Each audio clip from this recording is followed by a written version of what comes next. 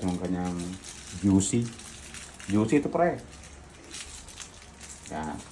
Tupi. Ganun din sa susunod na mga ano, ilalagay natin sa isang magandang panahon. Magandang lalagyan pala.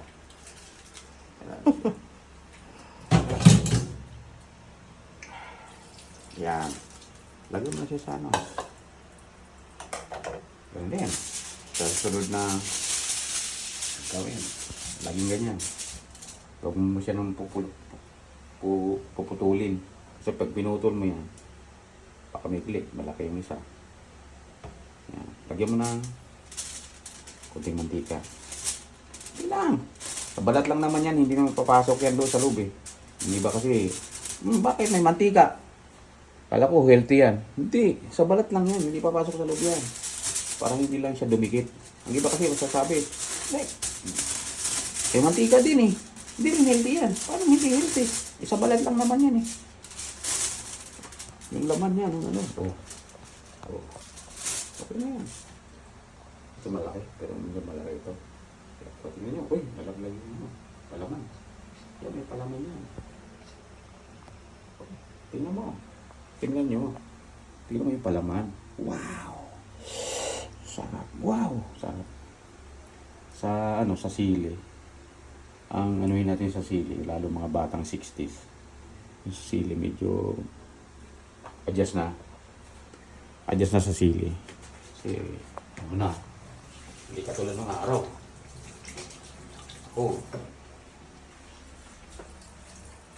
Maano ako ng sili.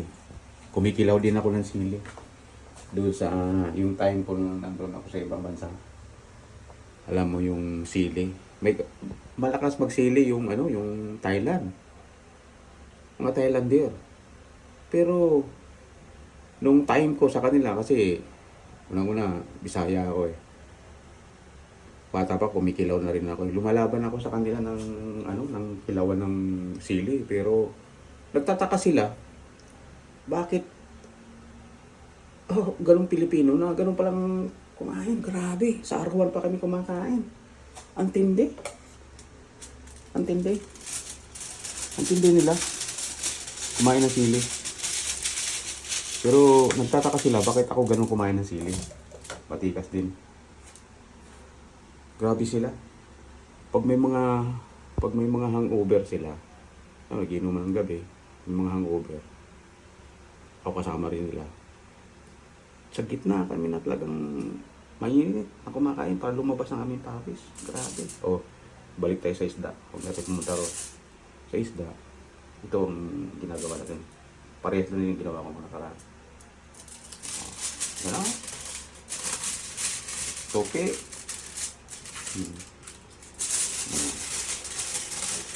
Wow. Sarap po.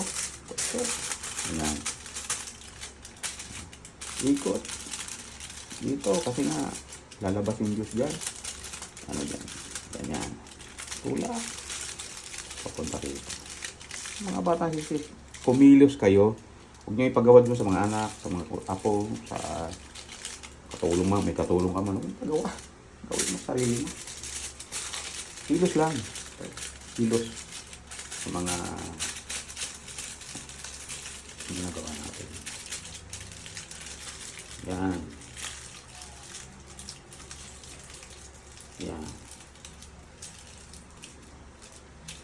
Yung dyan, yung pag-uusapan natin minsan yung mga ayuda. Kung paano gawin yung ayuda, yung hindi naman ako paano kumuha ng ayuda.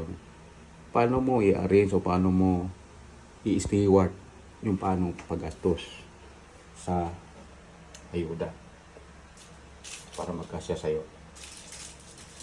Supportan ko video mo, mga batang success.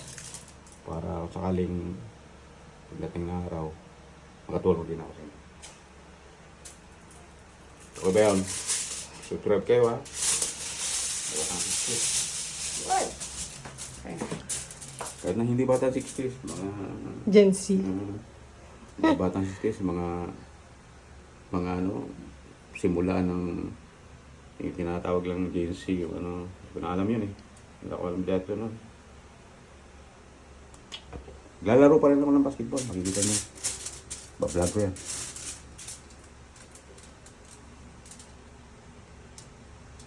Mahirap. Mahirap yung hindi mo na-enjoy yung buhay mo. Marami na akong mga kasama na ganyan. Na-enjoy yung buhay. Hirap. Ang dinadana. Marami tayong mga malalapitan sa mga LGU, mga LGU dyan, lalapitan. Lumapit kayo. Hindi nyo kayo lapitan. Puntahan natin. Mga LGU dyan, mga tumutulong dyan. Yan, ganun pa rin. Bigay. Lagay ka yan. Yan, o. Yan. May maliit ito eh. Oh, yan. Yan, yan. Yan, tingnan mo lagi. Oh, yan. Yan. Tapos nagawin natin yung putulin. Yan lang. Yan.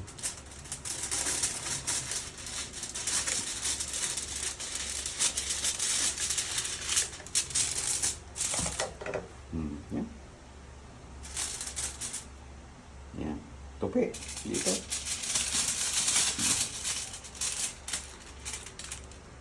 Tupi. Yan na.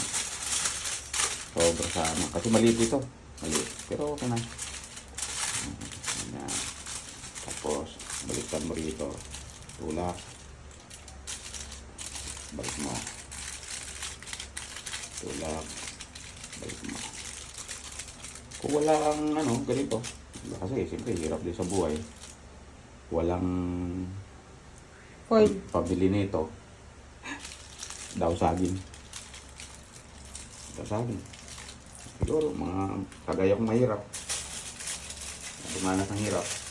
Alam ko rin magbalot ng daw saging.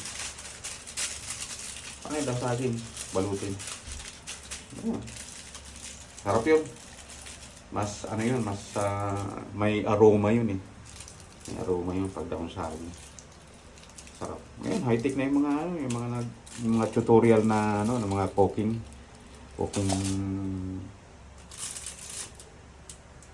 nagtuturo. Yan, sasalang na lang natin yan, Batang 60s. Yun.